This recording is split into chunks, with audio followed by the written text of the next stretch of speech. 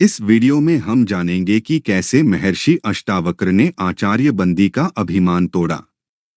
ये सत्य की जुगलबंदी आप जरूर सुनना और हो सके तो ये वीडियो अंत तक जरूर देखना क्योंकि ये बहस आध्यात्मिक क्षेत्र का परमोच्च बिंदु है।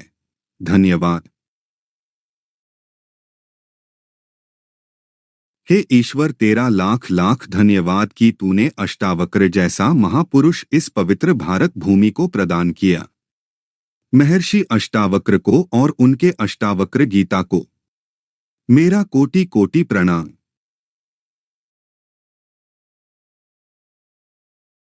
इस पृथ्वी पर बहुत सारे शास्त्र लिखे गए हैं, लेकिन अष्टावक्र गीता अनूठा है। वेद और उपनिषद भी इसके सामने कमजोर लगते हैं। गीता में भी ऐसा गौरव नहीं है जो अष्टावक्र गीता में है। इतना शुद्ध और निर्मल वक्तव्य समय और काल के अतीत पृथ्वी पर दूसरा नहीं है।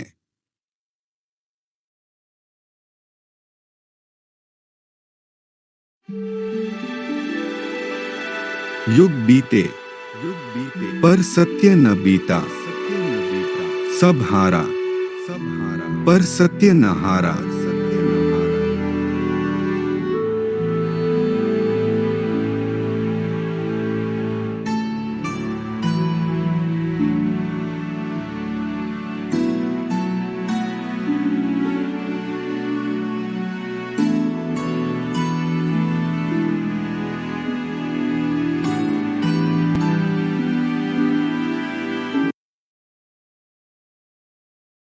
अष्टावक्र जी के नाना उद्दालक थे और वे वेदों के प्रकांड पंडित थे। कहोड़ उद्दालक के शिष्य थे और अपनी बुद्धिमत्ता से उन्होंने अपने गुरु का हृदय जीत लिया था। ऋषि उद्दालक ने कहोड़ की बुद्धिमत्ता को देख के अपनी कन्या सुजाता का विवाह कहोड़ से कर दिया।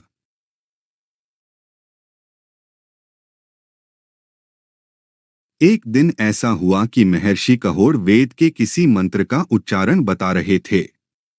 तभी सुजाता के गर्भ से आवाज आती है, आप गलत मंत्र को पढ़ा रहे हो।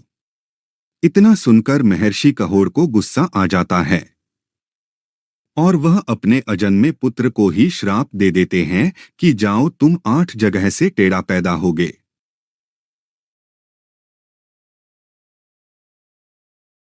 जब जनक राजा के दरबार में विशाल शास्त्रार्थ रचा गया, तब महज अष्टावक्र 12 वर्ष के थे और उनके पिता वंदिन नामक पंडित से करीबन हार चुके थे। जनक राजा ने विजेता को बहुत बड़ा इनाम रखा था। जब अष्टावक्र अचानक से दरबार में पहुंचे तो सब पंडित उसका 8 अंगों से टेढ़ा मेढ़ा शरीर देख के हंसने लगे।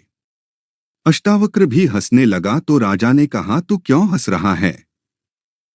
तो उसने कहा, मैं इसलिए हंस रहा हूं कि इन चमारों की सभा में सत्य का निर्णय कैसे हो रहा है।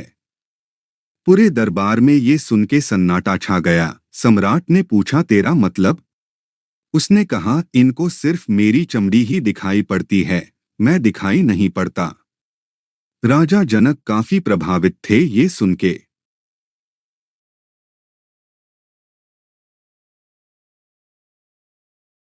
जनक राजा अष्टावक्र से इतने प्रभावित थे कि उन्होंने बहुत सारे सवाल अष्टावक्र जी से पूछे और हर सवाल का जवाब सुन के जनक जी अत्यंत प्रसन्न हो गए और उन्होंने आचार्य बंदी के साथ शास्त्रार्थ की अनुमति अष्टावक्र जी को प्रदान कर दी।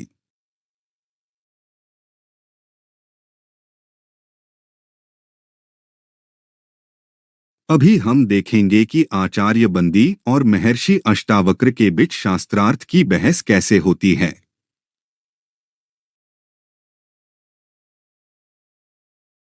बंदी ने अष्टावक्र से कहा कि एक सूर्य सारे संसार को प्रकाशित करता है, देवराज इंद्र एक ही वीर हैं तथा यमराज भी एक है।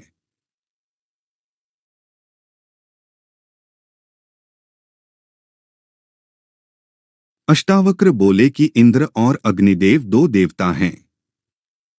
नारद तथा पर्वत 2 देवर्षि हैं।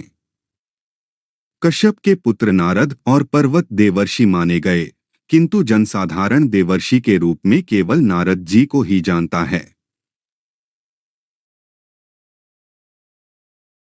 अष्टावक्र बोले, अश्वनी कुमार भी दो ही हैं। रथ के दो पहिए होते हैं और पति पत्नी दो सहचर होते हैं।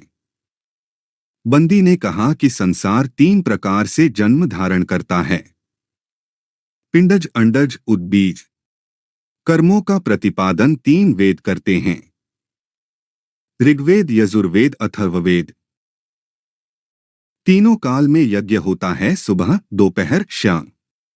तथा तीन लोक, स्वर्ग लोक, भूलोक और पाताल लोक। और तीन ज्योतियां हैं, ब्रह्मा, विष्णु, महेश। अष्टावक्र बोले कि आश्रम चार हैं, ब्रह्मचर्य, गृहस्थ, वानप्रस्थ, संन्यास। वर्ण चार हैं, ब्राह्मण, क्षत्रिय, वैश्य, शूद्र।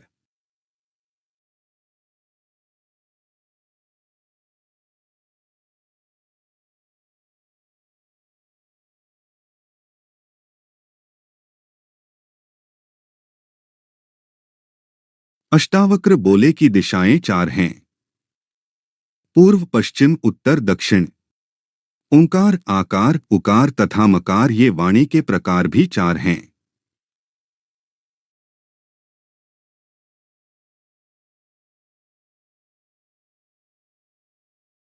बंदी ने कहा कि यज्ञ पांच प्रकार के होते हैं, ब्रह्मयज्ञ, देवयज्ञ, पितृयज्ञ, बलिवैश्व देव यज्ञ, अतिथि यज्ञ। ज्ञानेंद्रियां पांच हैं, आंख, कान, नाक, जीभ और त्वचा। पंच दिशाओं की अप्सराएं पांच हैं, उर्वशी, मेनका, रंभा, तिलोत्तमा और घृताची।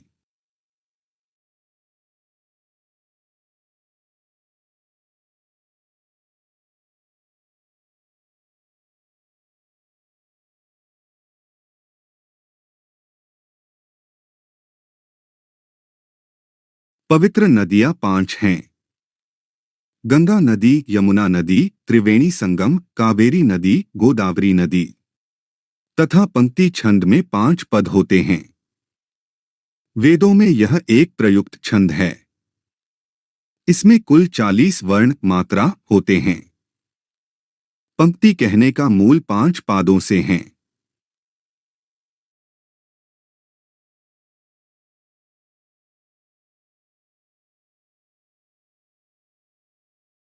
अष्टावक्र बोले कि मन सहित इंद्रियां छह हैं।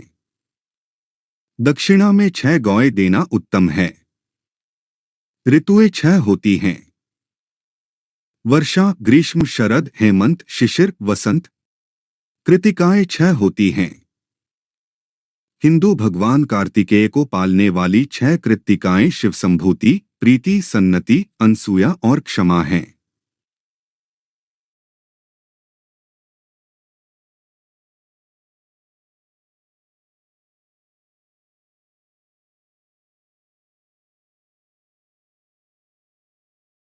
बंदी ने कहा कि 7 उत्तम छंद हैं, गायत्री, उष्णिक, अनुष्टुभ, बृहति, पंक्ति, त्रिष्टुभ, जगति। पालतू पशु 7 उत्तम होते हैं और वन्य पशु भी 7 ही। सप्तर्षि 7 हैं, कश्यप, अत्रि, वशिष्ठ, विश्वामित्र, गौतम, जमदग्नि और भारद्वाज। और वीणा में तार भी 7 ही होते हैं।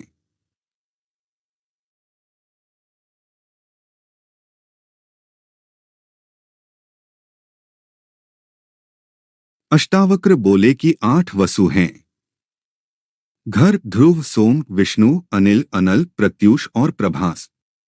तथा यज्ञ के स्तंभक कोण भी 8 होते हैं, पूर्व, पश्चिम, उत्तर, दक्षिण, उत्तर पूर्व, दक्षिण पूर्व, उत्तर पश्चिम, दक्षिण पश्चिम।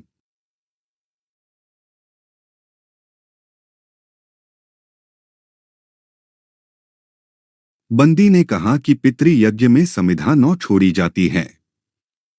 इसको नवग्रह समिधा कहते हैं। प्रकृति 9 प्रकार की होती है, जैसे कि सत्व, रजस, तमस, वात, पित्त, कफ। इसके और भी 3 विभाजन किए जाते हैं।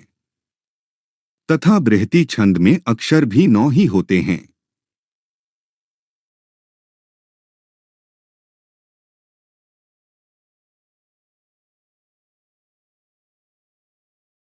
अष्टावक्र बोले कि दिशाएं 10 हैं, हिंदू तथा ज्योतिष शास्त्र के अनुसार दिशाएं 8 होती है। इनके अलावा 2 दिशाएं आकाश और पाताल को मानी गई है। तत्वज्ञ 10 होते हैं, बच्चा 10 माह में होता है और दहाई में भी 10 ही होता है।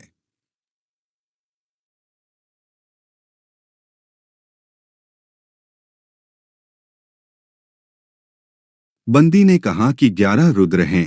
शिवजी के 11 रुद्रावतार जो हुए वे इस प्रकार हैं। कपाली, पिंगल, भीम, विरूपाक्ष, विलोहित, शास्ता, अजपाद, आपिर, शंभु, चंड, हनुमान जी।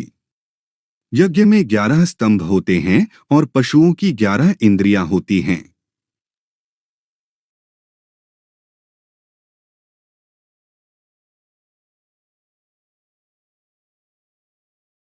अष्टावक्र बोले कि 12 आदित्य होते हैं।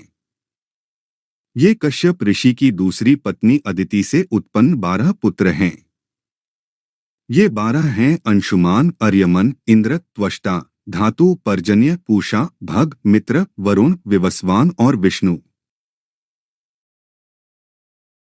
12 दिन का प्रकृति यज्ञ होता है। जगती छंद में 12 अक्षर होते हैं और वर्ष भी 12 मास का ही होता है।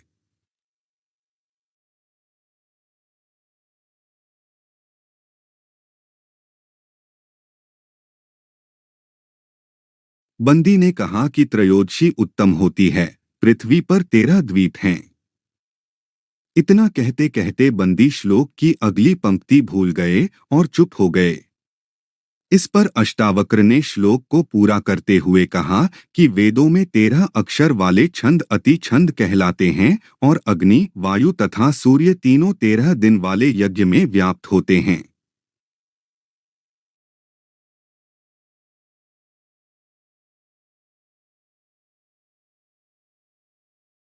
इस प्रकार शास्त्रार्थ में बंदी की हार हो जाने पर अष्टावक्र ने कहा कि राजन, यह हार गया है, अतएव इसे भी जल में डुबो दिया जाए। तब बंदी बोला कि हे महाराज, मैं वरुण का पुत्र हूँ और मैंने सारे हारे हुए ब्राह्मणों को अपने पिता के पास भेज दिया है। मैं अभी उन सबको आपके समक्ष उपस्थित करता हूँ। बंदी के इतना कहते ही बंदी से शास्त्रार्थ में हार जाने के पश्चात जल में डुबोए गए सार ब्राह्मण जनक की सभा में आ गए, जिनमें अष्टावक्र के पिता कहोड़ भी थे।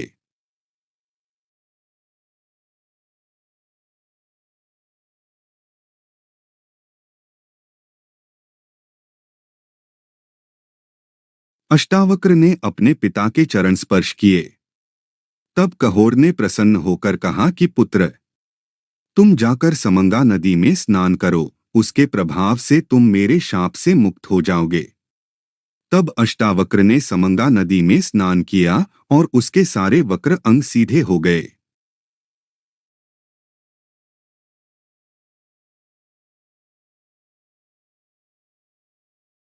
आपको ये सत्य की बहस पसंद आई हो तो कमेंट बॉक्स में जरूर लिखें, ताकि मुझे भी ऐसे बहुत सारे वीडियोस बनाने की प्रेरणा मिलती रहेंगी। धन्यवाद। अगर आपको यह चैनल पसंद आया हो तो कृपया इसे सब्सक्राइब करें, शेयर करें और कमेंट करना ना भूलें। धन्यवाद।